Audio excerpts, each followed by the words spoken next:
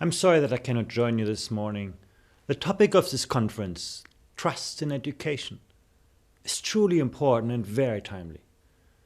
Trust is absolutely central for social and economic well-being, for enhancing social cohesion and for strengthening resilience, and of course for maintaining security and order in our societies. Trust is the foundation for binding social capital and is intimately related to human capital. And still we know relatively little about how trust is developed and sustained over time or restored if broken. In education, as in all public sectors, trust is an important part of good governance. In the wake of the financial crisis, there's been a weakening of trust in government. In the 2013 World Gallup poll, for example, more than 2/3 of OECD countries reported a loss of confidence in government between 2007 and 2012. And that was particularly strongly visible in Greece, Slovenia, Ireland, Spain, Belgium, and Portugal. And that pattern has also been observed in other public sectors, including the judicial system. But it's really interesting that a number of public sectors have been able to maintain a relatively high level of trust over the last decade. Confidence in the local police and healthcare, for example, is reported at over 70% in the World Gallup poll. And in education, 2/3 of respondents said that they had confidence in the education system. So that's essentially the same proportion as before the crisis. So education is doing relatively well on the whole. But those averages hide a lot of volatility across countries. For example, trust levels in education are over 80% in countries such as Ireland, Iceland, Finland. But they're below 50% in Chile and Greece. So there you have just every second person expressing trust in the schools they go to. Trust in education, in the institutions and in ministries and local providers and schools and teachers, students and communities, and indeed in the pedagogical relationship itself is becoming ever more important. Our education systems will continue to welcome an ever greater number of more diverse stakeholders from all walks of life. There's also a growing voice of parents and communities and of the schools themselves. Trust is necessary for all this to function effectively. And even that, it's only half of the equation. It's also interesting to look at how education might be able to help develop or reinforce levels of trust in our communities. Here at the Directorate for Education and Skills at the OECD, one of our main survey instruments is the Survey of Adult Skills, also known as PEAC. And that contains rich information on cognitive skills such as literacy, numeracy, and problem solving, but also on self-reported issues around interpersonal trust. Analysis of this data indicates a number of really interesting findings related to trust in education. The first general observation is that levels of interpersonal trust vary, and sometimes quite substantially across participating countries and communities. Levels of reported interpersonal trust are highest in the Nordic countries in Europe, such as Denmark, Norway, Sweden, Finland, and they're lowest in Estonia, the Slovak Republic, Italy, and the Czech Republic. Another important finding was that on average across all countries, levels of interpersonal trust are pretty low. Only around 1 in 5 people report trusting more than just a few people, or they disagree with a statement that if you are not careful, other people are going to take advantage of you. Interestingly, there were a number of elements that did not seem to be related to levels of trust. Age and gender, for example. The percentage of the population that is foreign-born also did not show a relationship between country levels of interpersonal trust. While in some countries with a high proportion of foreign-born population, for example Sweden, individuals still express high levels of interpersonal trust.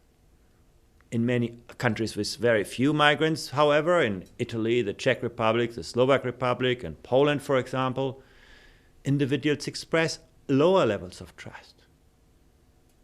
So what was significant?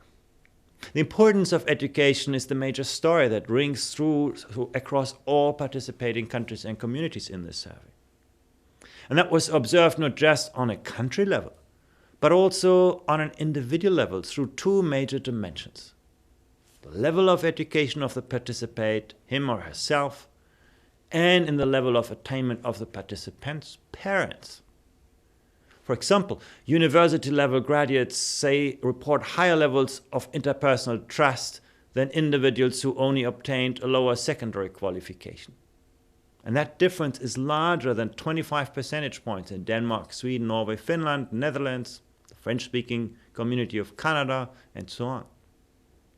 This effect is generally progressive, such that each extra qualification is associated with a higher reported level of interpersonal trust. And interestingly, this difference is not solely due to increased literacy gains through more education. In fact, the effect of increased literacy levels on trust is most pronounced in individuals who have received only secondary qualifications, and much less powerful those who obtain tertiary degrees. So what does it mean? Now, the good part is that more education is related to higher levels of interpersonal trust. No? The cognitive skills required to analyze and encode the complex information about individuals and the levels of trustworthiness are sharpened and developed as we progress through the education system. This is, in a sense, problem solving in the highest levels. In order to make judgments of trust, we must evaluate available information, code and categorize all further information about a person or institution to help refine our understanding of how trustworthy they are, and then adapt our behavior and expectations accordingly. We must also be able to generalize from individual examples to broader categories of persons, including people whom we do not know. We must understand that cooperation with others, whether in formal or informal settings, is an opportunity to be explored rather than a threat and a challenge to self-interest. This last element is both a tricky cognitive challenge and a socially agreed set of expectations. Schooling thus just works to enhance cognitive skills, provide greater knowledge of how communities and governments operate, and also exposes students to socially agreed norms and cultural identity. However, the good news comes with some less good news. Despite the important role of individual educational attainment, the parental education effect is still very powerful. Just as highly educated individuals have potentially greater access to diverse networks, which then rely on interpersonal trust, so too do their children. While this is not bad news for those who are highly educated, it suggests that the intergenerational transmission of educational advantage is actually alive and well in the world of trust. And this means that some proportion of higher trust in people with higher economic and social advantage exists, because the system is structured to work for those who are already in that. And while education is a major pathway for increased upward mobility across generations, more can still be done. Even though all countries across the OECD have been striving to improve their education systems in terms of student achievement levels, there are concrete elements that could also be addressed to reinforce trust. These include working to improve the quality of education, that is, to enhance the cognitive abilities, but also the social and emotional skills that are necessary for the development of trust. To supply greater knowledge of how communities operate, and also expose students to socially agreed norms and cultural identity. Second, to reinforcing habits such as reading, which then reinforce literacy skills, as well as build a set of behaviors and habits which appear to be importantly related to the development and maintenance of all forms of trust. Third, improving pathways and access to advanced education. As the effect of education on trust is generally progressive, such that each extra qualification is associated with higher reported levels of trust. And last but not least, we need to try harder to strengthen the social and emotional skills that are needed to navigate the world and interpret the behavior of other human beings. So you'll not be surprised that social and emotional skills are now a major focus of our work at the OECD, and we'll continue to build our knowledge base of how they work and interact. We know that education is the foundation for social and economic progress. An essential part of the equation is trust in the education system itself, but also the role that education can play in developing and reinforcing trust towards people and institutions. In your discussions today, you're going to take a close look at many of those issues.